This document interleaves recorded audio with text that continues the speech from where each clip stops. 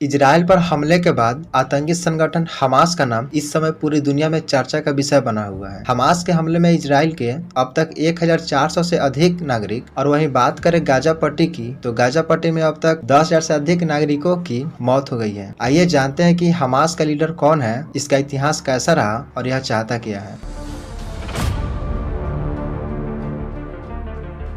Hamas एक आतंकी संगठन है जिसका पूरा नाम हरकत अल मुकावमा अल इस्लामिया है, मतलब इस्लामिक रेजिस्टेंस मूवमेंट। इसकी स्थापना 1987 में शेख अहमद यासीन नाम के एक फिलिस्तीनी मौलाना ने इस संगठन का गठन किया था। हमास के गठन की टाइमिंग बहुत अहम है क्योंकि इसी साल फिलिस्तीन में शुरू हुआ था इंतिफादा आंदोलन।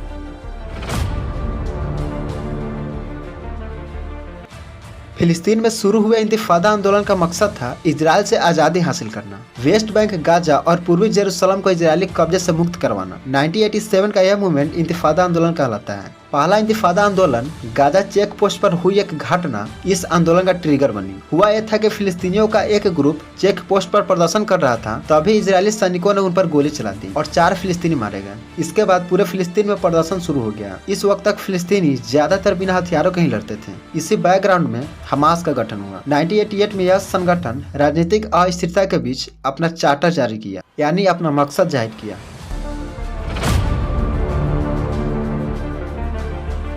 देखिए, हमास का मेन मकसद है कि इजराइल का विनाश करना और फिलिस्तीन के ऐतिहासिक भूभाग में इस्लामिक सोसाइटी की स्थापना करना। अंतर्राष्ट्रीय पक्षों ने इजराइल और फिलिस्तीन के बीच विवाद सुलझाने की काफी कोशिश की, बट बहुत बातचीत के बाद 1993 में ओस्लो एग्रीमेंट पर दस्तखत हुए। आइए अब जानने की कोशिश करते हैं कि आखिर ओस्लो एग्रीमेंट है क्या। देखिए, इसमें 2 बड़ी चीजें थी।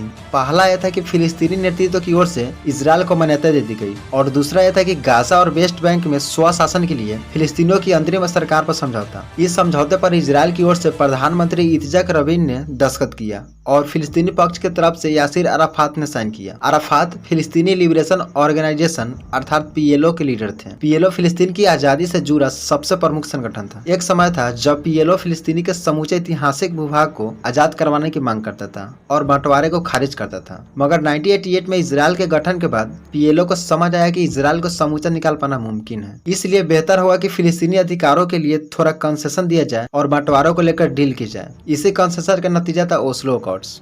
लेकिन क्या PLO के इस समझौते से सारे फिलिस्तीनी सहमत थे? सारे लोग तो नहीं थे। कई लोग अपने अधिकार छोड़ जाने का विरोध कर रहे थे, उन्हें बंटवारा मंजूर नहीं था। फिलिस्तीनी अधिकारों की जिरह करने में एक था हमास, वो तो ओस्लो अकॉर्ड्स के लिए हो रही वार्ता का भी विरोध कर रहे थे। ओस्लो समझौते पर दस्तखत होने के 5 महीना पहले अप्रैल 1993 में हमास ने इजराइल के खिलाफ अपना पहला सुसाइड अटैक किया। यह अटैक आगे चलकर हमास की पहचान बना। हमले के बाद से हमास फिलिस्तीनी का सबसे बड़ा चेहरा बन गया। हालांकि फिर 1994 में ओस्लो अकॉर्ड्स हुए। समझौते के मुताबिक गाजा और वेस्ट बैंक के एडमिनिस्ट्रेशन के लिए फिलिस्तीनी अथॉरिटी का गठन हुआ, मगर इसके बाद भी हमास ने आत्मघाती हमले जारी रखे। हमलों के पीछे 2 प्रमुख मंशा थी। पहला यह था कि फिलिस्तीनी आबादी का सपोर्ट जुटाना और दूसरा यह था कि शांति प्रक्रिया को पटरी से उतारना।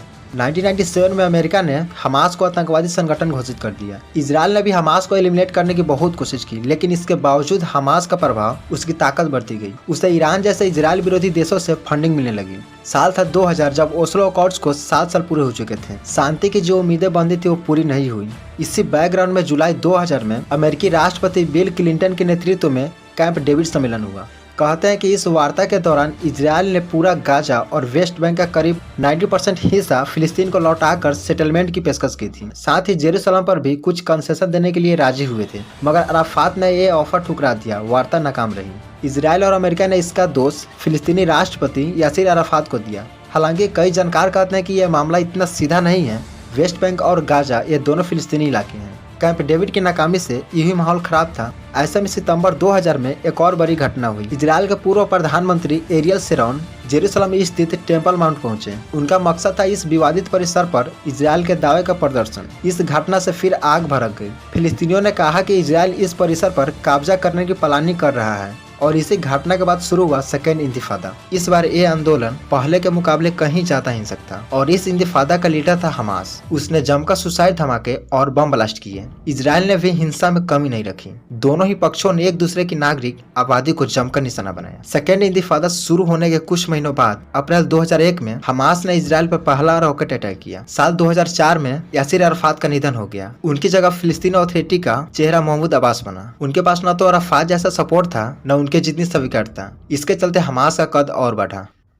2006 में फिलिस्तीन अथॉरिटी की सीटों के लिए चुनाव हुए। हमास ने भी चुनाव लड़ा और उससे बहुमत भी मिल गया। इस जीत का मतलब था कि वेस्ट बैंक और गाजा दोनों के एडमिनिस्ट्रेशन में अब हमास का दबदबा। इस जीत ने हमास और फिलिस्तीन अथॉरिटी के बीच दरार को और गहरा कर दिया। मगर फिलिस्तीन अथॉरिटी के पास इंटरनेशनल सपोर्ट है, इसलिए वो इजराइल से डील का पक्षधर है। उसे इंटरनेशनल ऑर्गेनाइजेशन से फंड भी मिलता है। कहते हैं कि इस फंडिंग ने फिलिस्तीन अथॉरिटी को बेहद भ्रष्ट बना दिया है। फिलिस्तीन अथॉरिटी खासतौर पर फतह किसी सूरत में वेस्ट बैंक का कंट्रोल नहीं खोना चाहता था। उसने हमास को साइड लगाने की कोशिश की। इसका नतीजा हुआ बंटवारा। वेस्ट बैंक पर फिलिस्तीन अथॉरिटी का कंट्रोल हो गया और गाजा का डी फैक्टो रूलर हो गया हमास। यानी अब पूरी फिलिस्तीनी आबादी को नेतृत्व करने के लिए, उनकी बात रखने के लिए कोई संगठित अथॉरिटी नहीं थी। पीएलओ इस फूट के चलते 2006 के बाद फिलिस्तीन में कोई चुनाव ही नहीं लड़ा। हमास और फतह एक दूसरे से लड़ते रहते हैं। इस फूट का इजराइल ने खूब फायदा उठाया है। उसने शांति वार्ता करने से इनकार कर दिया। कहा जब तक हमास से गाजा की कमान नहीं छीनी जाती तब तक बातचीत संभव नहीं है।